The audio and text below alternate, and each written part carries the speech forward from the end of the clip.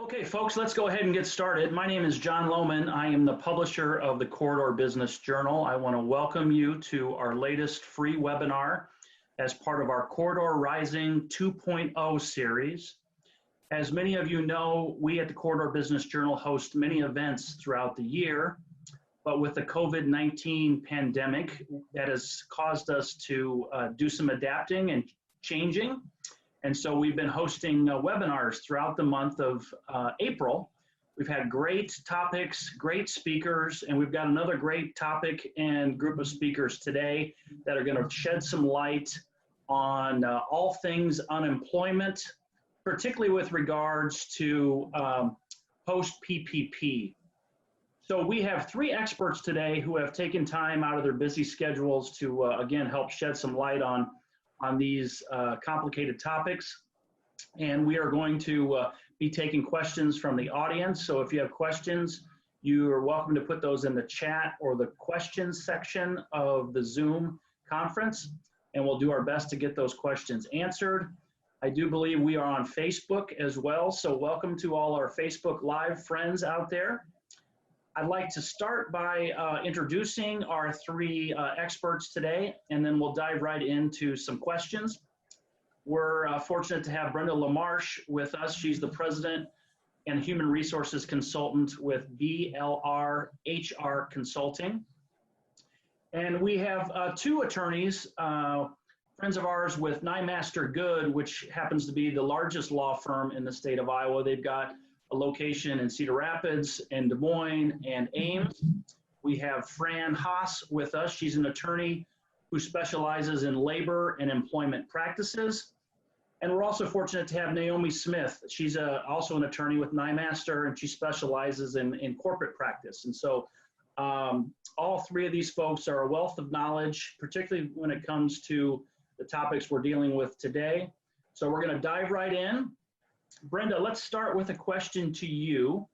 What are your clients saying with regards to PPP and getting that loan forgiven? And are there any best practices in making sure that money gets forgiven?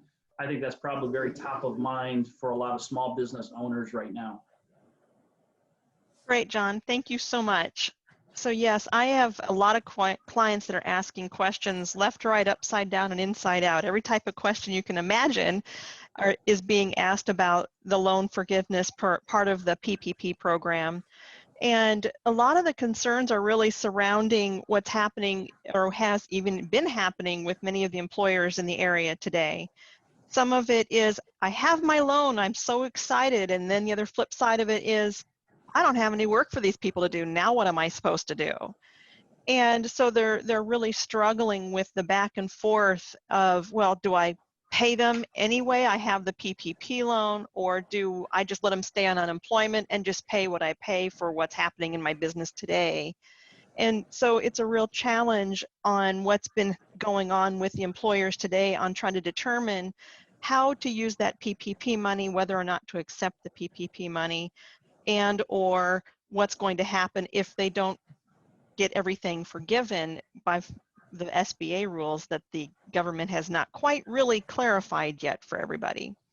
And so some of the best practices really that I think employers should probably be considering is, once you do get your PPP loan, is document everything.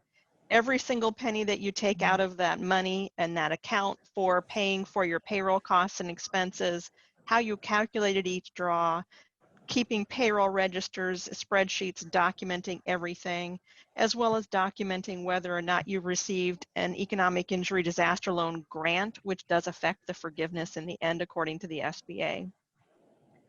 And work with your accountants or your HR professionals on calculating what those drafts should be for those PPP calculations each pay period for the money that you're utilizing out of that PPP loan, until the SBA actually comes out and provides clarified examples and instructions on how to actually calculate the loan forgiveness, because it's a little circular and somewhat confusing.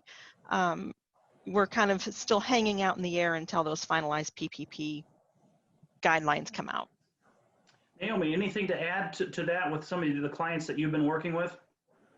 Yeah, I would say I would echo what Brenda said, and record keeping is definitely vital. And I think some lenders have also required that borrowers maintain a separate account for PPP loan proceeds, which would help record keeping as well.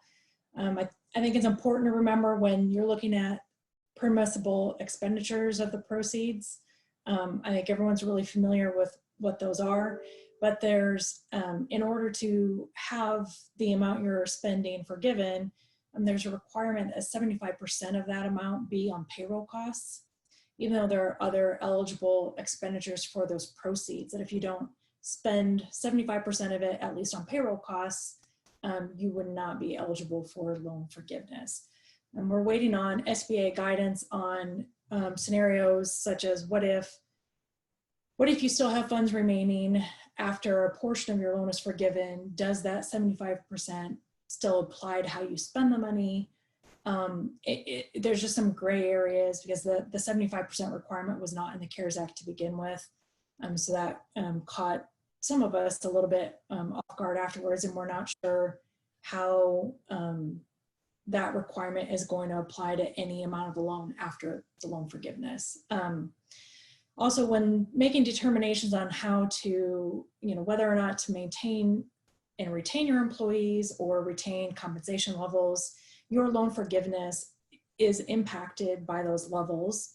So you look at the 8-week calculation period that you have to spend your loan proceeds against, you compare those numbers of full-time equivalent employees and compensation to a comparison period.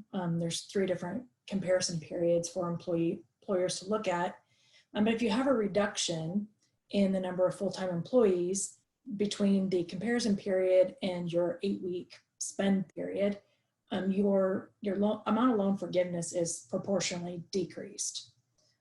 Same thing with compensation. If you have a decrease in compensation levels of in excess of 25%, your loan forgiveness is going to be proportionally decreased as well. And there's some more obviously detailed calculations that we don't necessarily need to get into here and how to really look at that and run those numbers. But there's an opportunity if you are experiencing a reduction in your workforce or reduction in your compensation during the time after, during the period of time where you're spending the money, there's an opportunity for you to restore those levels. If you restore the levels of the number of full-time equivalent employees you have or your compensation levels by June 30th, generally then the reduction in loan forgiveness would not be applicable. Okay, I'm sure we can, thank you for that. I'm sure we can spend probably the whole time on PPP because there's a lot of questions. I do want to get to one question from our audience on PPP, and then we're going to kind of broaden the discussion a little bit further. So one of the questions from our audience is, if your payroll doesn't align with the 8-week pay period for PPP, what are your suggestions in making sure that you're doing your best to get that forgiven? Brenda, maybe can you grab that one? I think part of the challenge with that question is the definitions from the SBA haven't been clarified yet because the law itself specifically states incurred and paid, I'm pretty sure is what it says, and Naomi can correct me if I'm wrong on that. And so there's a lot of interpretation yet on the definition of the incurred part for businesses. I have a lot of businesses who have received advice from legal counsels as well as their CPAs that you want to make sure that you've gotten all of your wages paid in your 8-week period of time that you can pay during that 8 weeks. And so many employers may change that last pay date to make sure it falls within that 8-week PPP loan period. Yeah. Okay. Interestingly enough, this is actually an issue. The Journal of Accountancy, the AICPA, sent a letter to the SBA requesting additional guidance, and that was actually specifically one of the suggestions that they made, is aligning that 8-week spend period to pay periods rather than that 8-week period starting the date of your loan disbursement. So I think we're all hopeful that the SBA can look at that in addition to the other recommendations that were made by the AICPA and give us some more guidance. Naomi, last question on this before we move on.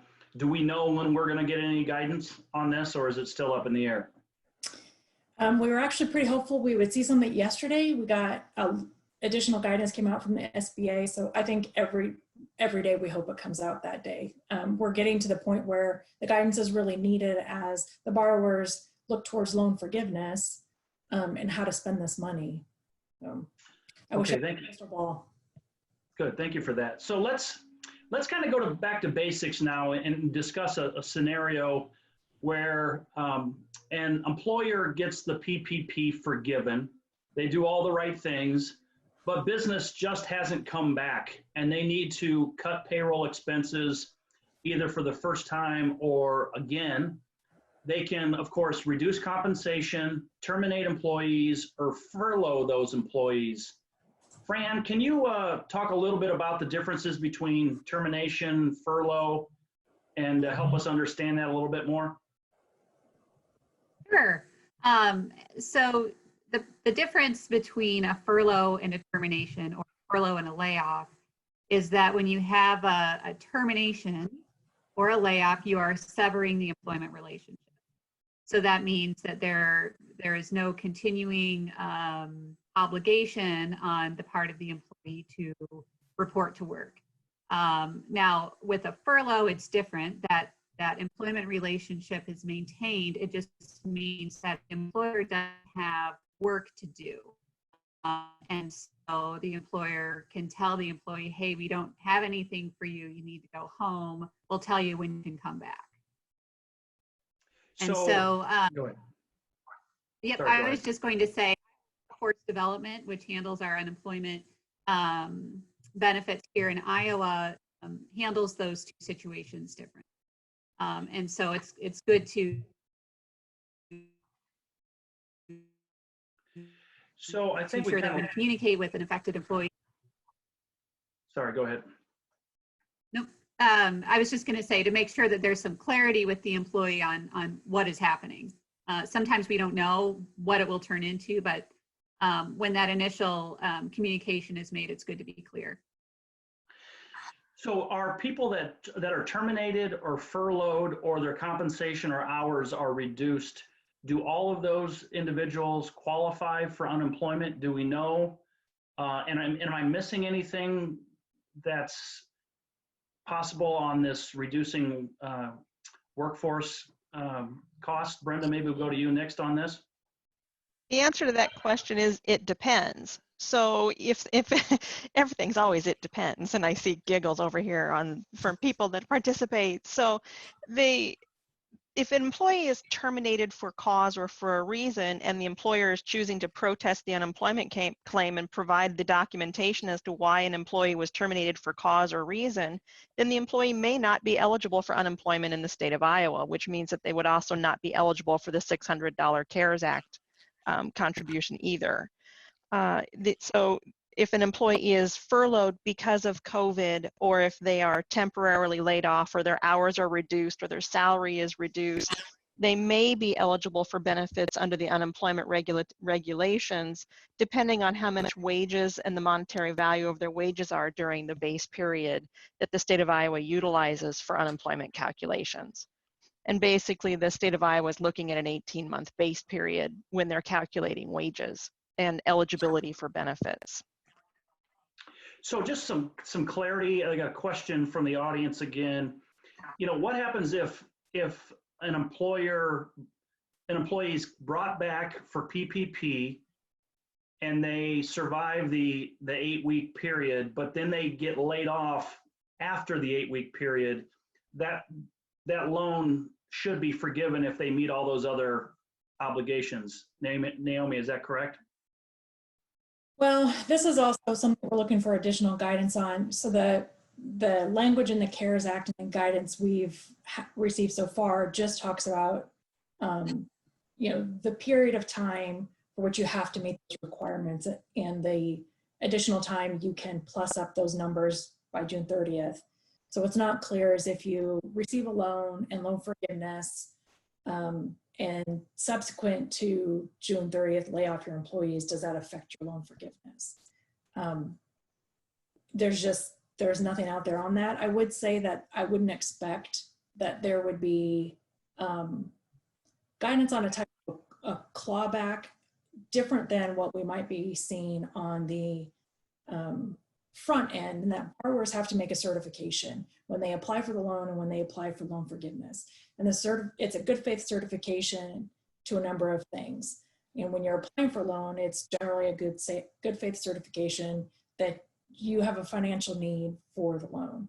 When you do the certification for loan forgiveness, I believe part of that certification pertains to maintaining your business. So I wouldn't expect to see any official guidance on a procedure for a clawback, but a hint that, you know, there's this good faith certification requirement out there. Brenda, have you seen anything else on that?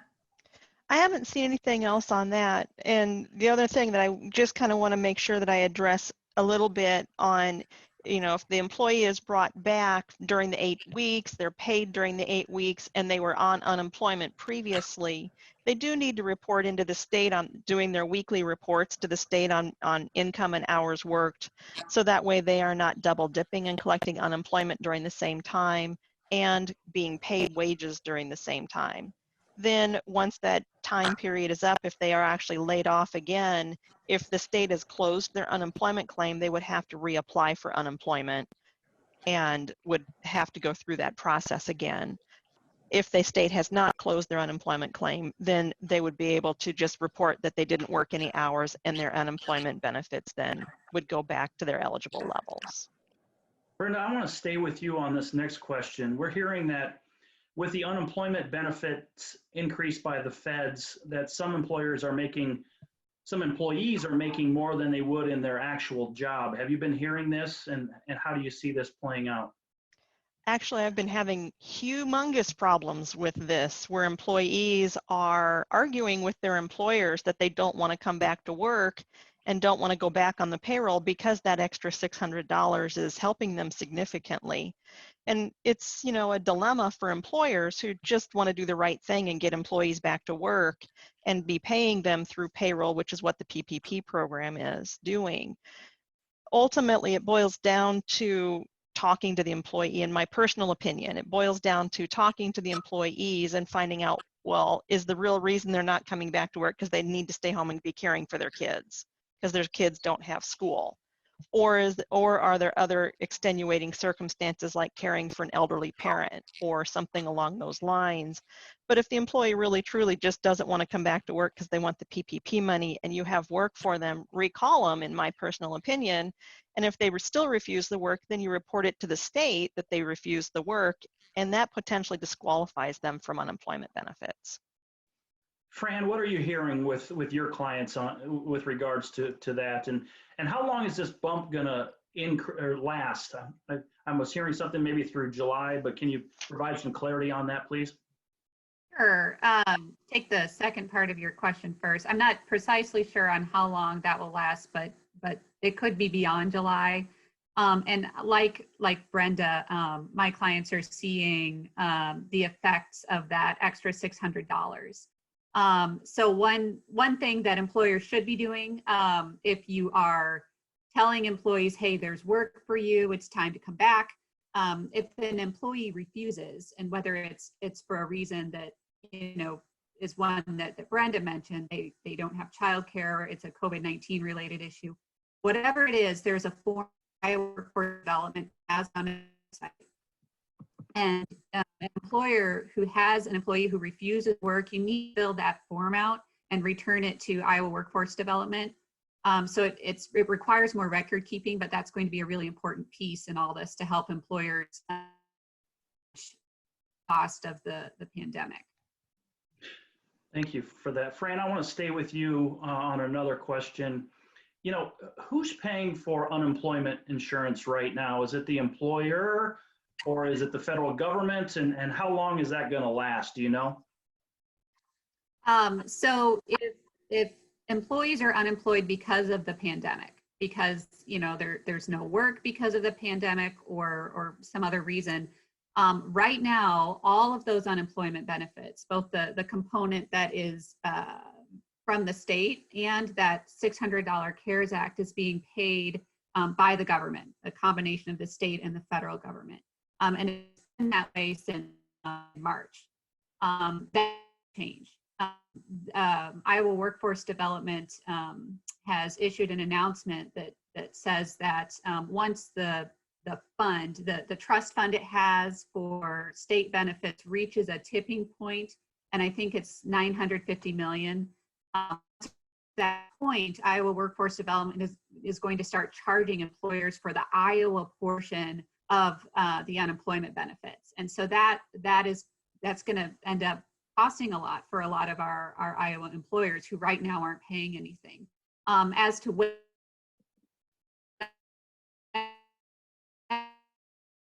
that happened, it issued notice on April 9th that it had almost $100 million left to go before it reached that tipping point. So I assume at some point soon we'll see employers in Iowa start paying the Iowa of the COVID unemployment benefits.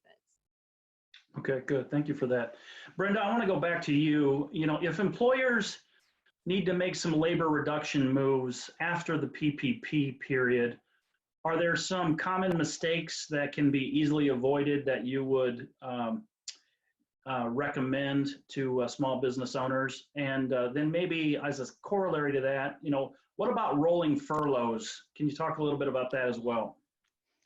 So I'm seeing a lot of employers that have rolling furloughs or that may potentially have to lay people off again after post PPP, depending on the volume of their business and the business needs. A lot of environments, especially as we start rephasing and planning for reentry and opening things back up again, the business might not be there because people may still be scared to go and attend functions or do business, go to restaurants or whatever. And so the thing that employers, if they do need to reduce hours, furlough people, lay off again, whatever the case might be in their specific situation, is I can't stress enough to document clearly and communicate clearly with their employees what's happening, what happens to their benefits, treat it the exact same way the first time they went through it, and communicate clearly so that way they can go back out and file for their unemployment if they need to refile. In addition to that, I can't stress enough really the over communication with employees so that they know what's going on. For clients that are doing rolling furloughs, it's requiring significant amounts of increased communications with those employees so that they know the rules of, what week am I working, what week am I not working, can I do anything during that week, etc. And communicating those expectations is really important for compliance reasons, as well as so that everybody is on the same page and knows where to direct information that comes in for the person that might be on furlough in a particular week. Fran, I'm sorry, go ahead, Brenda. Oh, I was just going to say the one last thing is the week that they are working, for example, if it's alternating furloughs 1 week on, 1 week off, they still need to report to the state any wages that they've earned in the week that they did work. Okay, good. Thank you.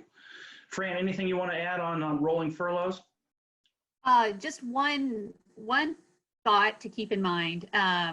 If you anticipate you're going to have a mass layoff, which is defined under Iowa law, 25-hour employees, there are terms that need to be satisfied, like a 30-day notice. Many small businesses that isn't going to be a concern because the workforce isn't large enough to be a concern. But for those that are 25 or more, that's something to keep in mind. Great. Naomi, I want to come back to you.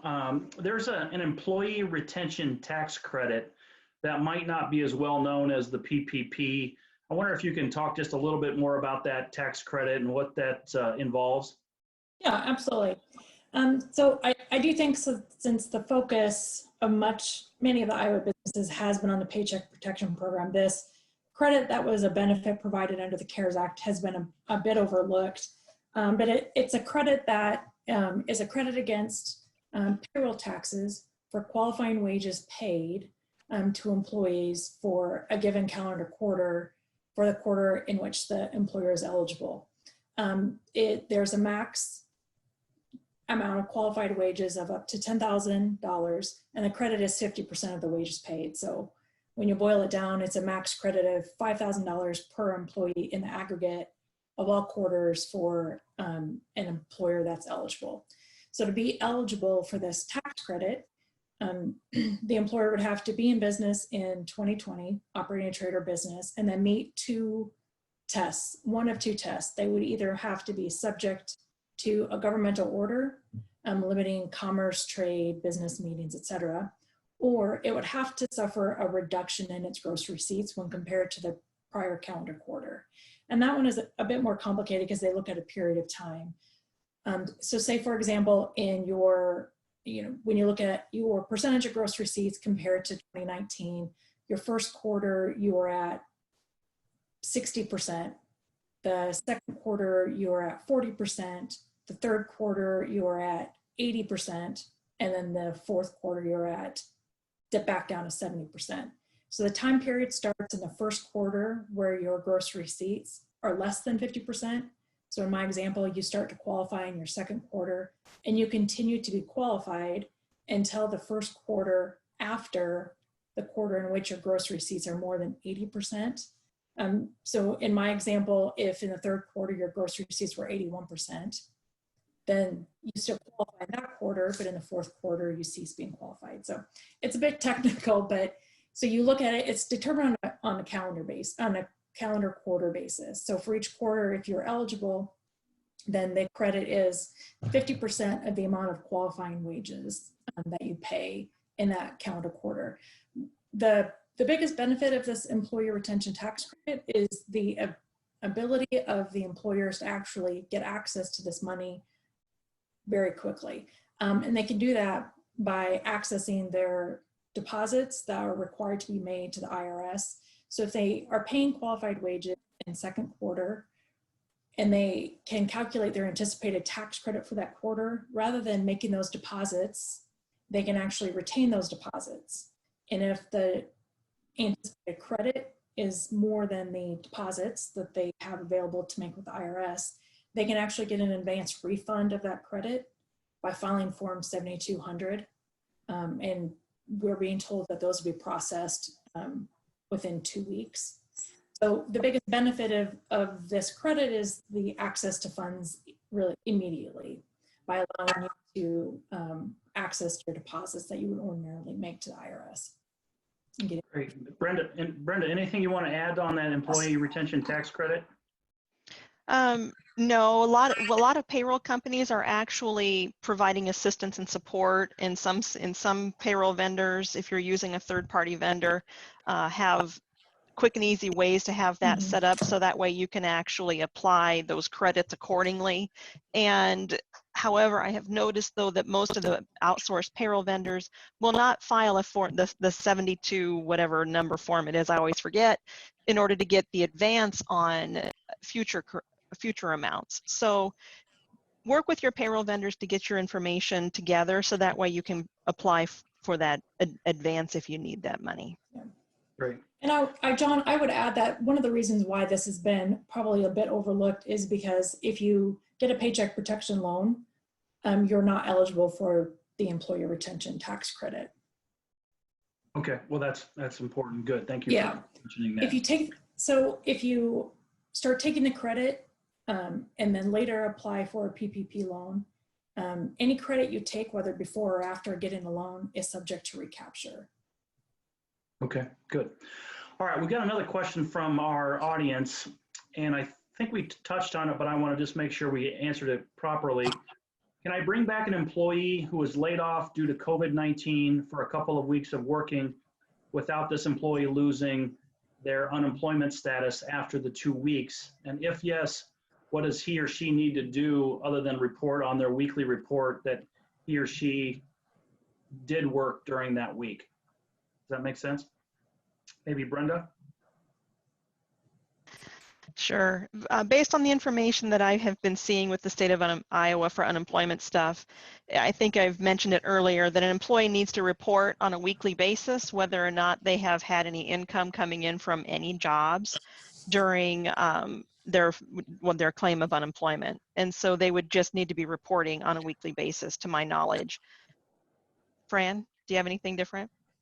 No, I think that's right. I think providing they're doing their weekly reporting and it's accurate, that, yeah, I agree. I think that they later qualify for benefits, perhaps if they were returned to furlough or compensation was reduced at some point after that, they may re-qualify for benefits, but they shouldn't receive benefits for the 2-week period when they're returned, assuming that their compensation is the same as it was. Great. Well, this is a general question. I'll throw it out to the panel. You know, and if an employer needs to reduce their overall workforce because business simply is not there, how can they best help the employee while also looking out for the business? Obviously, this is the big question. So who wants to take that one? Well, I'll take a stab at it, John, but I'm going to copy Brenda and say it depends. But it's true. So what I've been advising my clients who are in this terrible situation, are forced to make some really difficult decisions about your workforce, it's been changing. So, you know, at the beginning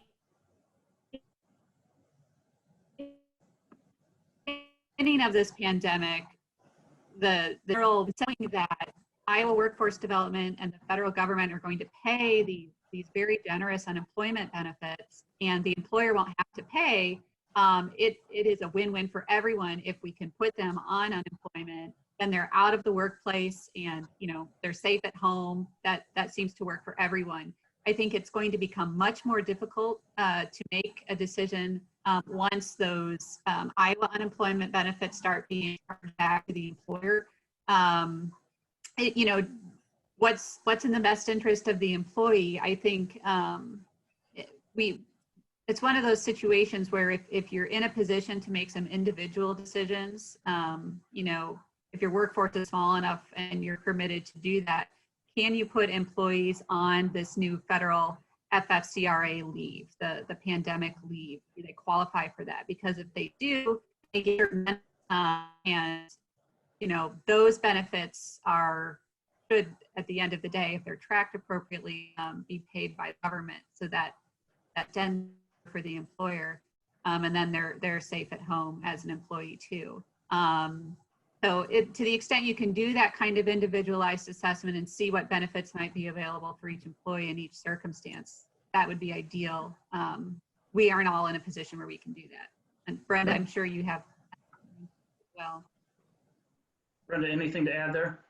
I absolutely agree with Fran on the "it depends" comments, because everybody's situations are so very different. And the hardest part about this whole situation is we don't know what we don't know.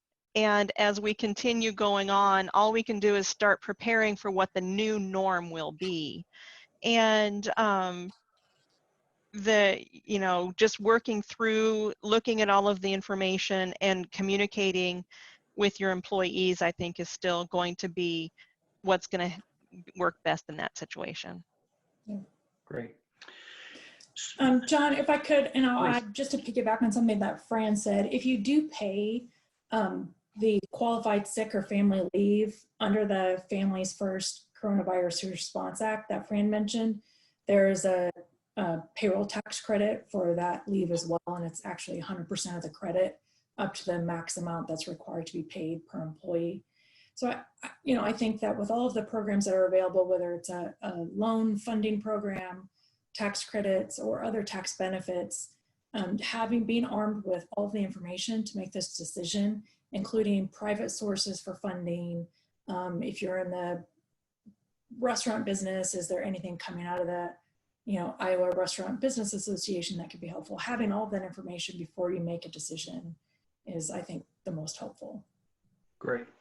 Well, there was another program that we haven't talked about yet called the Voluntary Shared Work Program. Wondering if any of you can talk a little bit about that and how that might help an employer and an employee. I can jump in a little bit on that one. I've had several clients that have taken a look at the Voluntary Shared Work Program. And some of the biggest things to take in mind or keep in mind about the Voluntary Shared Work Program is that it's relating to employers that need to reduce their staffing or hours worked or wages between 20 and 50% across all of the employees in an affected unit or location, department, whatever the specified unit is, because it's got to be consistently applied across everybody in that specified group. And you know, basically the way it works is if an employer reduces wages by say 30% across the board in a specific location or department, then all of the employees would be reduced by that, and they'd be eligible for unemployment benefits reduced by that same percentage. And so the employer then reports the hours worked each week for the employee. The Voluntary Shared Work Program allows you to keep your employees in place, keeps your staff in place, etc. One of the challenges that some of my clients have experienced is they reduce staffing and hours by more than 50%. So they're not even eligible or qualified to participate in the Voluntary Shared Work Program scenarios that are laid out there in those guidelines. And so they've chosen not to utilize the VSW program and have chosen just to continue paying what they're paying and doing what they can do for the employees in this time, because it's kind of crazy. Sure. Fran, anything to add to that?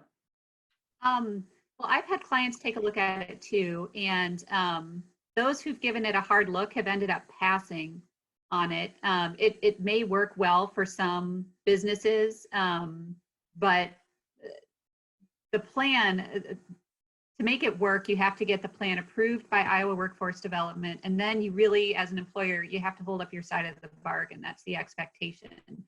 And we all want to be able to do that, but my clients are a little bit concerned about how quickly things keep changing, and a concern that, you know, if there isn't a substantial change or substantial improvement, it's going to be hard to hold up their side of the bargain, or they may need to make other changes and further reduce workload. And so given the uncertainty, it's just been really hard to commit to that program.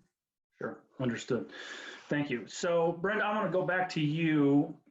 You know, another topic kind of broadly is businesses are beginning to plan for ramping back up. And what does a business look like? Who needs to start with the other various things to consider with bringing employees back if they laid them off, getting businesses ramped up again? What advice do you have for those business owners? I can't encourage enough going through and thinking about what that plan is and what an estimated new norm is as they begin planning their ramp up. You know, what are the critical positions that they need to have starting first? In addition to that, what is the additional training that has to be done, such as additional sanitation or disinfection procedures for their employees to make sure that they're trying to keep their work environments as healthy as possible. Documenting that, posting it so that all their employees are aware. Going through and determining, do you need to reorganize and do new job descriptions or policies or procedures that need to change in this process as you start preparing for your new norm and what your business looks like when you bring up your new business or your business as it comes out of this pandemic. It's critical, though, that you're communicating with your staff so that way they know that you've thought about this and that there's a plan in place on at least starting the process versus just jumping in with both feet and not really understanding or knowing which way you need to go and how you're going to do it so that there's not mass confusion in the process. Good. Another question from our audience that I want to throw out there. It asks, if you were on unemployment and go back to work with the company using the PPP and then bringing you back, but you'll make less because you're closed or commission from your sales, would you still qualify for some type of unemployment relief? Maybe Possibly. Fran? Was that you, Brenda, possibly? Yeah, that was me. Sorry, Fran. I can let you go, Fran. You can do it. Go ahead. Okay. So the answer is possibly. And so it depends on how much the weekly benefit period and the benefit period is with the state of Iowa that they use to determine your eligible benefits for your wage base. And so the answer is it depends. They may still be eligible for some partial unemployment upon return to work. Okay. Good. Fran, I think you're nodding, so anything else to add there? Nope, I'm right with Brenda. So Fran or Naomi, I want to just go back to that question. Anything that employers ought to be thinking about as they continue to ramp back up, hopefully in the next coming weeks and months, and getting back to somewhat of a near normal? Any advice you'd give to those folks? I'll jump in and then leave it to Naomi. I think Brenda's advice is very good.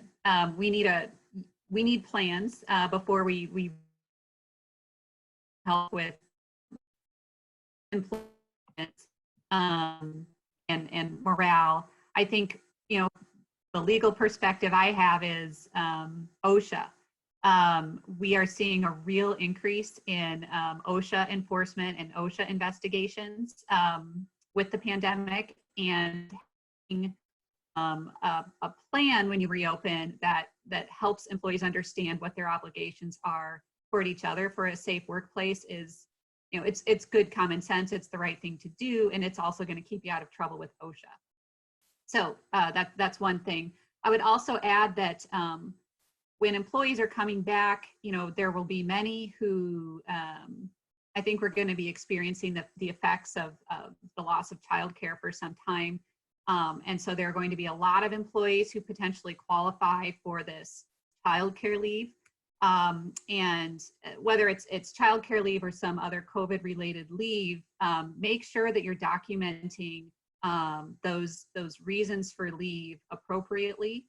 If you want to get the tax credit at the end of the year, you're going to have to be able to come forward with the appropriate documentation for that. And there are a lot of questions, a lot of pieces of information that you're going to need to be able to supply in order to claim those credits. So make sure that your employees, you don't just give the leave and assume that everything's okay. You need them to fill out the forms and provide reasons, and it is time consuming, but that's what we need to do to get those credits. Great. Naomi, any final words? No, not on that issue. I would just say that, you know, there's a lot of considerations on a macro level. It's how do I get my business up and running? How do I make my employees happy? But I think in the background of all of this is how do I protect myself from liability? And what Fran and Brenda have said are good ways to do that. Great. Brenda, I'm going to go to you on just one last question from our audience. The question is, if an employee needs to stay off due to their own health, being immune compromised or some underlying health issues, do they need to go through the FMLA process? That's a great question. And the answer, of course, is it depends, because it's going to depend on the size of the business. If the employer has more than 50 employees within a 75-mile radius, the federal family medical leave law would actually apply in that situation, and they could actually potentially, you know, see if they qualify for family medical leave if they have a doctor that says that they are not physically able to work for a medical reason. If they're smaller than that, then they need to be looking at their own internal company policies to determine whether or not they can accommodate some sort of a disability for an employee. And I'm thinking Fran or Naomi might have some better suggestions on some of that. But normally what my clients are doing is they're evaluating the situation to determine whether or not the person can be accommodated. Fran, anything to add there? Sure. So in a situation like the one that was described in the question, it's very likely, assuming this employee comes forward with the right doctor's note, that they're going to qualify for this new leave. So I, go through the process and make sure they provide the information. And some of that leave may be paid. paid leave. And then to Brenda's other point, whether or not this new FMLA leave applies or whether regular FMLA applies, and it may, you know, the disability question is always there.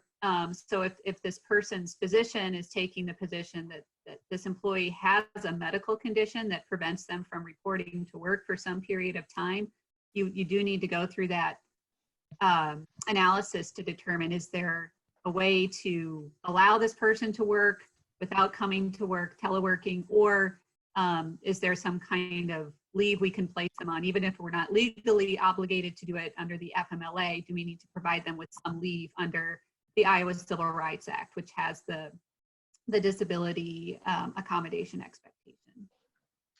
Well, great. Well, we covered a lot of ground today. Thank you so much to Brenda LaMarche with BRL HR Consulting, and Naomi Smith and Fran Haas with Nyemaster Goode. These three folks are obviously available to help any small businesses out there, and so you're welcome to reach out to them. And if you need their contact information, just let me know. I did want to make a couple comments on some upcoming Cbj events that people might be interested in. Applications for our fastest growing companies event has been extended to May 15th. That event has been moved to August. And our normally scheduled Innovation Watch event remains set for May 12th. This event explores some of the latest advances in technology in the corridor. And we're also planning to have, it's going to be a virtual event, and we have a sub-theme of how innovation in Iowa is helping combat the COVID-19 crisis. There's some great stories that will be coming out, and so folks might want to put that on their calendar. Again, that is a free event. Then our 90 Ideas in 90 Minutes event is set for May 28th. Again, this event will be a virtual Zoom event, and it will be free. And then the one after that I want to share a couple words about. Our mid-year economic review event is scheduled for June 24th. Again, it's going to be a virtual event, and we just confirmed that our keynote speaker will be Charlie Evans, the president of the Federal Reserve Bank of Chicago. After his keynote address, we'll have a panel discussion of industry leaders moderated by Jack Evans. And so that's always one of our most informative and well-attended events. And so you can go to our website at corridorbusiness.com to register for all of those events. And finally, I have been asked by folks how they can help the Corridor Business Journal during this challenging time. And I'll simply say that if you're not a subscriber to the Corridor Business Journal, I would encourage you to subscribe, particularly the digital version of the CBJ. That's really the best way that you can help us continue to do the great things that we're doing in coverage and reporting. And so thank you so much for being with us today. Again, thanks to Brenda, Naomi, and Fran, and keep reading the Corridor Business Journal, and we are adjourned. Thank you.